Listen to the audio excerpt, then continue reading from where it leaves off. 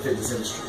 Okay, what I mean by that is that you don't just start going on orientations and you don't know how to swing. Because what's going to happen is that if you keep going on orientations and you're not closing anybody, eventually, guess what you're going to start thinking? It's all me. You're going to think you suck. But in reality, it's not that you suck. It's that you've never been trained on how to close. No. Does that make sense? Yeah, you're jumping the step. You're jumping the steps. Now, you may have that one out of like 100, like one out of 100 that may go right up and just start swinging. And I mean knocking that ball up and just killing the ball. Right? That's rare. It don't happen very, very frequently, right? The same thing is with this industry right here. Is that you might get that one person who's a slick talker and that's grimy and that person that really knows how to like persuade people. He might. I know people that don't know anything about training, but they will sit down with people and sell them on some training. I'm going to tell you why. My friend Zig Ziglar, he once said, I listen to a lot of Zig Ziglar audiobooks. He said that 75 to 80% of the sales don't happen because the person on the other end don't ask for the sale. Meaning that when they come in to talk to them about training, guess what they don't ask for? They don't ask for them to buy. They don't ask for them to buy. They walk them right out the door.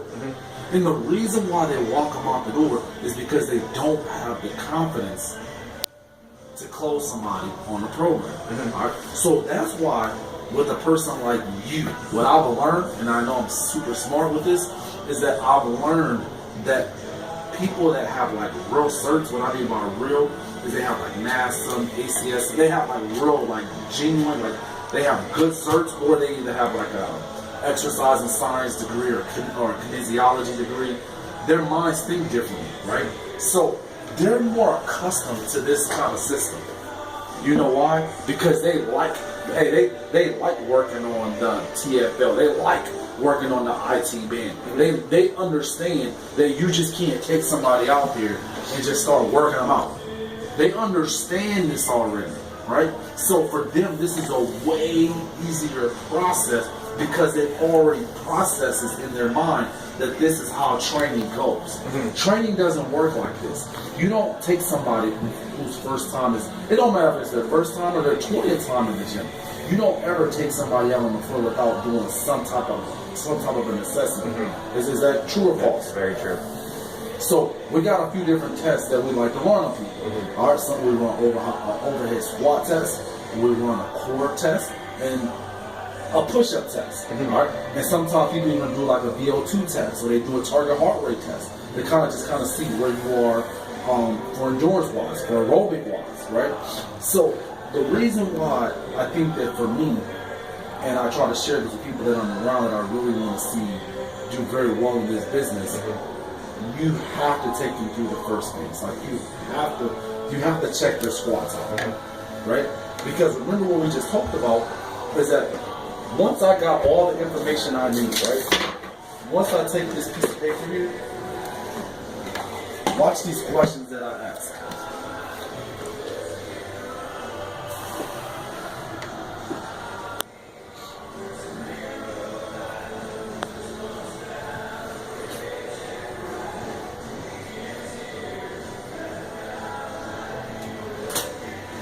Okay, so these are some of the questions that I asked.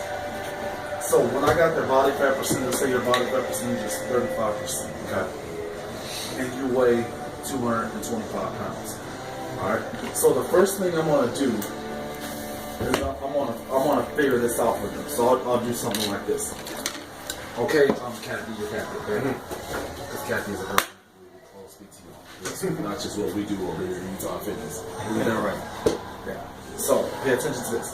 So basically how it starts, we start off like this. Okay, Kathy, right now you're 225 pounds at 35% body fat, okay?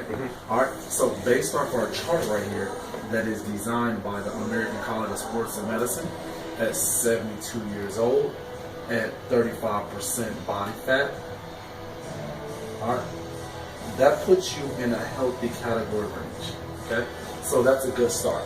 Alright, but for us, healthy is good, but we want to get you under fat, meaning we want to get you as healthy as possible. Does that sound good? So we want to get you to about 24%. Now, in most cases, it wouldn't be like that. So let's say, for example, she was 22. All right. Okay, Kathy, right now you're 225 pounds and 35% body fat, okay? Now, based off our chart right here that is designed by the American College of Sports and Medicine, they place you in a category of being overweight, okay? But listen, don't worry about that, okay, Kathy? Because I promise you that once we apply these three components here together in combination, these numbers will come off and you will look great. Sounds good? Sounds great. Awesome. Okay, so let's break that down for a second. Now, if you tell somebody, hey, Dwayne, you're 225 pounds, you're 35% body fat, okay, and at 35% you're obese. All right, I want you to think of that right there. If I told you that, it's like, hey man, you're 225 pounds, man, you're 35% body fat, and you're obese. That's claim and judgment from you, but not necessarily. You are a smart dude. Absolutely. Now, if I tell you that, that's me at Anytime Fitness, a so-called professional, saying that you're obese. All right, that's one way. But when I say it like this, okay, John, right now you're 225 pounds at 35% body fat. Okay? Now, based off our chart right here, that is designed by the American College of Sports and Medicine, they place you in the category of obesity, okay? But listen, don't worry about that, okay, man? Because I promise you and I guarantee you that once we put this program together and we apply these three components of fitness, that those numbers are going to come down, dude. You're going to knock this thing out the park. Sounds good, my man? We'll show them. Absolutely. So now, who is it now? It's us against who? Against the organization. Oh yeah, and who's the credible person that said they're obese? Is it me or is it somebody that has credentials? Does that make sense? So you're telling them, you're taking all of the liability and the responsibility off you. You're not the what I call the victor. You're not the person that's passing judgment. You know, you're not the person that's bad. You're not the person that's like claiming judgment. What you're saying is that, yo, I'm gonna be the guy to help you, man. You know, me and you together, once we apply these three components together, we're gonna knock this thing out the park, bro. And we're gonna take this thing to the next level. Are you ready for that? I'm ready. Awesome. So, but you got to tell them. You got to tell them where they are. Because most of the time, people just don't know. They don't know where they are. They think they're 202 pounds. They think they're 18% body fat. So it's your job to reveal to them what they are. Okay? So now the next thing you would do is okay, you would say, okay, right now you're 35%. Okay? Now, our goal is we want to get you to about 25%. Alright? So that's what we need to be, okay? Now, once you got that number, the next thing you're going to do is you're going to 25%. Yeah. Alright, so you've been reading my manual? You've been reading my books? Alright, so you're going to take that 225.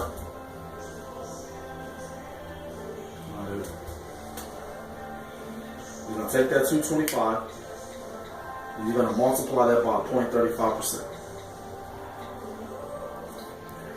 You're going to write 78. 0.75. That's how many pounds of fat. Yeah. Then you're going to take that off. 225. 146. 25. Okay. Now it's going to look like this. Okay. So we got that right there. We're not even going to, we're just going to break that down. We're not even going to deal with that just yet. Okay. So my next question is going to be, okay, Kathy, what are your goals? Kathy, what brought you into the gym today? I was hoping to get under 200 pounds. Okay, so you want to lose about 25 pounds. Okay? So let me ask you this question. That's a really, really good goal. All right, when was the last time you were about 5 to 10 pounds less? Maybe about 10 years ago. About 10 years ago? Okay. And 10 years ago, when you were, 10 pounds less, how did that make you feel? Felt easier to get around. It felt easier to get around? Okay, what else? Less aching joints. Joints felt better? Okay. More energy. More energy. Okay, anything else? You felt better. Let me ask you this question: was your clothes fitting better? Okay. All right. So since we know your clothes was fitting better, let me ask you this question: were you a little bit more happier with your body? Like, was your body smaller? Yes, I was happier. Okay. So you were happier. Your body was smaller. Okay. So think about this. All right. If you were happier with your body, your clothes was fitting better, your body was smaller, you were having less pain with your joints. Do you think that when you felt like this, do you think that made a better you or a worse you? It was better. Okay. So let me ask you this question, Kathy. If this made a better you, all right, and you know this made you better, you were way more healthier.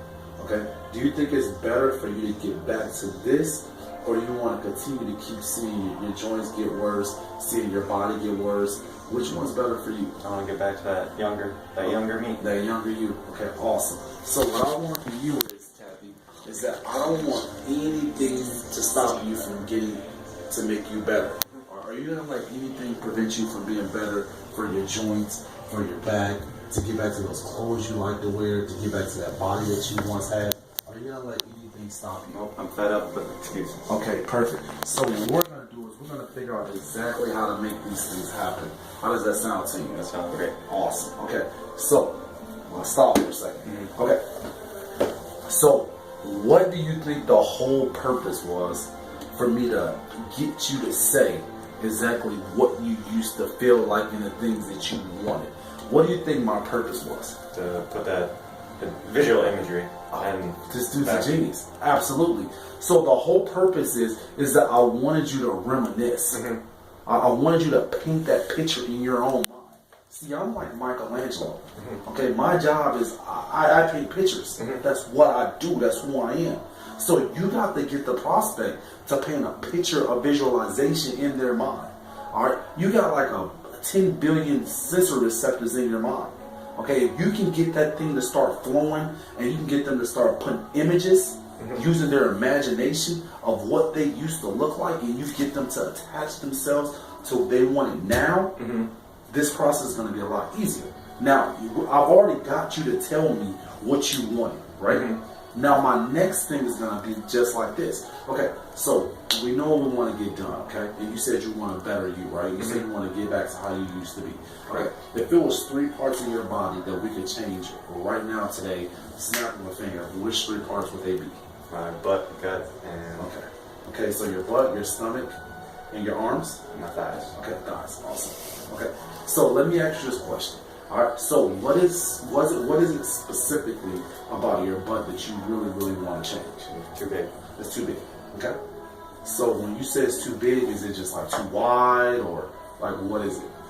Got that cellulose thing going. Okay, you don't want that, right? No. You don't want the cellular thing. You don't want it to look like that. Okay. Now, when it comes to the stomach, what specifically, exactly, do you want to see happen to the stomach? I want to reduce the jiggle. Okay, so you don't want the jiggle.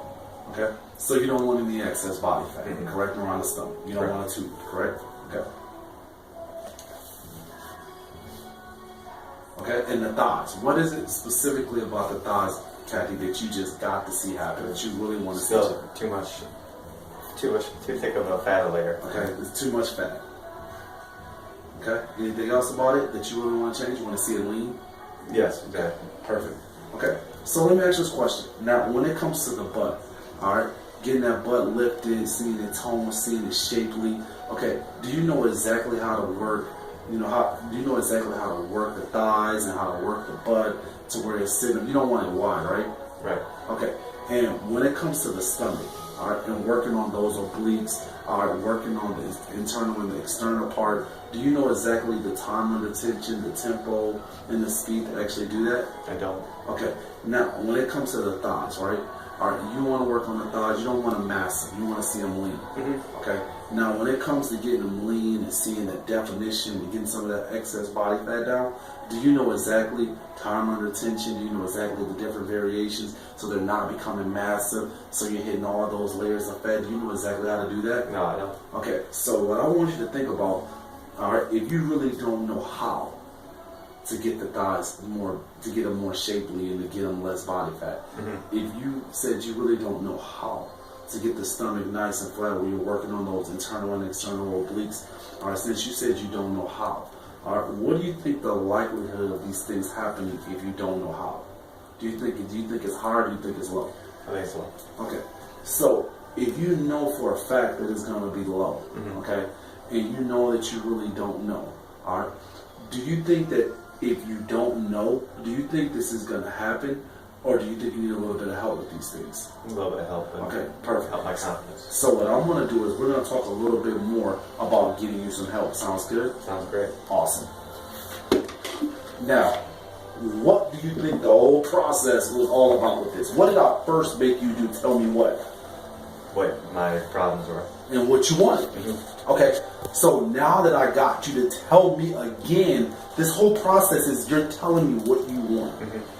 Now, all I did was I asked you some very simple questions. Okay, this is what you wanted, right? This is what you want. And then once I asked you, now what if I would have said, okay, so I know you want to get the stomach better. Okay, do you know exactly how to get the stomach better? What do you think that person's response is going to be if I ask it just in that very simple way? If I say, hey, you know how to work your chest, right? What do you think most guys are going to say? Yeah. Absolutely. But if I ask you a question a different way, if I say, hey man, do you know how to really work the upper chest where you're working on the sides and you're lifting a little bit to get that roundness? Do you know exactly the time under tension? Do you know the tempo? Do you know how many sets and actually to work at? Because you don't want it to be all massive to where you like got man boobs, do you? You don't want that, right? So do you know exactly how to do that? No. Am I going to get a different answer? Okay, so the whole idea of this is that I want you to tell me what you want. Then my whole idea after that is that I want you to tell me if you don't know. What did I make you tell me that you what? Don't know. That you didn't know. No. So if a person doesn't know how to do something, what is the likelihood of it happening? You think it's hard or you think it's low? They're not going to happen. Okay, so what am I making? My whole point here is that what am I making them say? Realize that they don't know. Most people don't buy training because they don't see value in what you're offering them. Okay? I'm going to stop for a second.